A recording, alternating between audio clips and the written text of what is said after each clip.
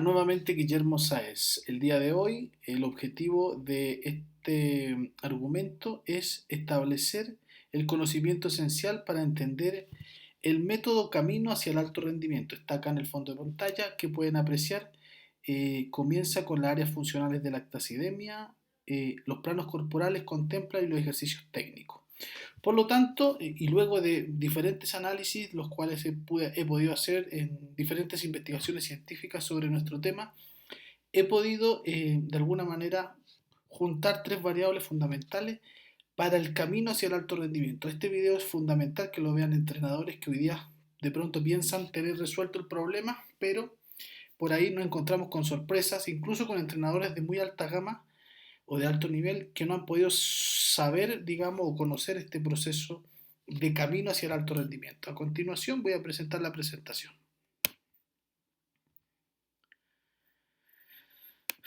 Bien, esto nos encontramos con la presentación enfrente, la cual, bueno, método para camino al alto rendimiento. La pregunta es, tu modelo de planificación ATR, modelos clásicos, ¿verdad? Nos encontramos con varias estructuras y demás, ¿en qué método se sustenta? Entonces, siempre que hablamos de método, nos planteamos en los clásicos métodos que la literatura ha sabido sobreponer sobre los métodos fraccionarios, continuos, intervalos, pero esos son métodos para la carrera, para un estímulo o una carga, más no es el método para un modelo de planificación o estructuración. Entonces la pregunta siguiente dice, ¿cuál es el método que justifica todo tu programa de entrenamiento? Y esa es como la incógnita que por ahí no se ha podido resolver. He comentado un magíster en entrenamiento hace muy poco. La literatura no ha sabido solventar esa metodología para el programa de entrenamiento. Y por eso, de alguna manera, hago este video. Voy a continuar. Bueno, el método SAES es una triangulación cíclica entre los ejercicios asociados a las áreas funcionales de la lactacidemia, la contemplación, comillas, de los planos corporales y los ejercicios técnicos. ¿Ok? Todo esto sustentado lógicamente y las cargas desde los sistemas energéticos, los cuales son base para entender este fenómeno particularmente, este ciclo, ¿verdad?, del método para el alto rendimiento. Entonces, esto debería de antemano saberlo, saber qué pasa antes de los 10 segundos, qué pasa, digamos, qué es la glucólisis anaeróbica, qué es el sistema aeróbico oxidativo, eh, digamos, el proceso de oxidación o la beta oxidación. Entonces son cuestiones que por ahí deberían tenerlas antes de poder, porque si no, no van a poder entender el método. Bueno, asumiendo que ustedes ya investigaron sobre los sistemas energéticos, lo siguiente es comprender el proceso de las áreas funcionales del lactato, de ácido láctico. ¿Por qué? Carlos Massa, un, un, un argentino, perdón, pudo desde Italia traerla por ahí en el año 1992 a Argentina. Y de Argentina se propagaron. Las áreas funcionales de lactacidemia son la evaluación más cercana al criterio objetivo, confiable y fiable que hay. ¿Por qué? Porque contempla el lactato, en términos biológicos, ¿verdad? Entonces, en la medida que participemos o la carga de entrenamiento esté asociada a un nivel de lactato, va a requerir obviamente una intensidad que está muy asociada a la frecuencia cardíaca, pero también un descanso pertinente. Entonces, si trabajamos hoy día a niveles de lactato entre 7 y 10, que responde al área funcional de lactato del VO2 max, tendríamos que tener un descanso promedio de 48 horas a 72, involucrando que los estímulos de esa cantidad de frecuencia cardíaca que sobrepasa el 90% de tu frecuencia cardíaca y está ligada a 7 de 10 a milimoles de lactato, comprendería más o menos máximo 3 veces por semana. Cuestión que por ahí hay un error que generalmente lo hacen muy seguido y eso también tiene implicancias en el desarrollo de la programación del entrenamiento asociado a la fatiga. Bien, cabe destacar que el área funcional más importante para el restablecimiento y la remoción del lactato es el área subaeróbico. Por lo tanto, el método nos está diciendo que hay que contemplar las áreas funcionales, es decir, que la asociación de este lactato con la frecuencia cardíaca que está acá, bueno, esto está, a ver, ¿dónde está? Acá. De ahí me voy a devolver. Por ejemplo, aquí hay otro ejemplo, dice zona regenerativa. Si se dan cuenta, la zona regenerativa, y que está acá, respondía de 0 a 2. Eso está mal, porque es de 0.1. Es decir, siempre hay lactato. No existe aláctico, sino que es hipoláctico. Y esta zona regenerativa tiene una concordancia con el 70 al 75% de tu frecuencia cardíaca. Subaeróbico, superaeróbico, y acá pueden ver en promedio, obviamente, en un sujeto con una frecuencia cardíaca en reposo de 60 y una máxima de 200, cómo las áreas funcionales se pueden correlacionar con la frecuencia cardíaca. Entonces, si queremos observar la área regenerativa, ya sabemos aprox, ¿verdad? En este tipo de sujeto, particularmente, con estas edades, que la regenerativa fluctuaría en un muchacho de 20 años entre 120 y 140. Trabajo regenerativo, remoción de lactato, muy importante para la disminución de la fatiga. Y así sucesivamente. Entonces, esta correlación de las áreas funcionales que acabo de mencionar se correlaciona con la frecuencia cardíaca. Acá vemos los niveles de fatiga, la cantidad de lactato, en todas las áreas funcionales, desde la regenerativa, que parte de 0 a 2, ¿cierto? La subaeróbica, y va subiendo el lactato. Cabe destacar que nosotros, como no tenemos un medidor de lactato, esa correlación va directa con la frecuencia cardíaca en promedio, como el ejemplo que acabo de dar. Y eso nos permite, ¿qué? Tener o conocer el descanso de cada área. Por ejemplo, la regenerativa se puede hacer cada 6 horas. Perfecto, entonces la puedo hacer 2 veces al día. Sí. Sin embargo, el VO2 max como área de la área de lactacidemia tiene un 7 a 10 correspondiente a los niveles de lactato que se dan en combate, que son entre 10 promedio y 15. Entonces estaríamos entre VO2 max y potencia y tolerancia anaeróbica láctica o aláctica. Vamos a seguir. Este es un gráfico demasiado importante. Un buen entrenador tiene que tener clarísimo estos gráficos. ¿Qué es este, por ejemplo? A donde salen las letras A, B y C. Es una electromiografía electrónica donde muestra los granos de glucógeno, que son la B, las mitocondrias, que estoy marcándolo acá con el mouse, mitocondria, vacuolas de lípido, miofibrillas, en una región de una célula. Por lo tanto, si hacemos un trabajo regenerativo, donde el VO2 max responde predominantemente a el consumo del ácido graso o beta-oxidación, ocurre que las vacuolas de lípidos van a la mitocondria, llegan, generan energía, llegan a la miofibrilla esa energía, o ATP, disocia el ATP a ADP, llegando la despolarización de la membrana, aparece el calcio y se genera la contracción. ¿Ok? Sin embargo, aquí hay un punto fundamental, porque en ejercicios de alta intensidad, el glucógeno que está acá termina consumiéndose completamente con la mitocondria. En el deporte de taekwondo, el glucógeno desaparece completamente, casi completamente, ¿verdad? Generando ATP, llegando a la mitocondria, membrana interna de la mitocondria, se disocia en GTP, NAD, FAT, viajan por la membrana interna de la mitocondria, generando ATP a la miofibrilla, y obviamente llegando el calcio a través de la despolarización y produciendo esa disociación de ATP en ADP y fósforo, generando la contracción, acortamiento del sarcómero. Bien, este gráfico también es muy importante porque aquí vemos los 3 sistemas energéticos cómo van funcionando, significando que en la medida que aumenta la intensidad, los glúcidos terminan en piruvato, producto final de la glucólisis, aparece el acetilcoenzimo A y aparece el ciclo de Krebs. ¿Ok? El ciclo de Krebs. En las áreas, digamos, subaeróbica, superaeróbica y VO2 max, empieza a predominar el combustible de los glúcidos, significando que acá, me traspaso acá, que el glucógeno empieza a hacer o los glúcidos empiezan a hacer su producción para generar energía. La fisiología, el 50% de la fisiología está asociada a la resíntesis de ATP. Ahora, bien, si vemos este gráfico, aquí esto es muy importante porque podemos ver la ventilación, el VCO2 o dióxido de carbono, la frecuencia cardíaca cómo aumenta, exponencialmente aumentando la intensidad del ejercicio. O sea, si aumenta el flujo ventilatorio, aumenta la frecuencia cardíaca y por tanto empieza a aumentar el dióxido de carbono. ¿Ok?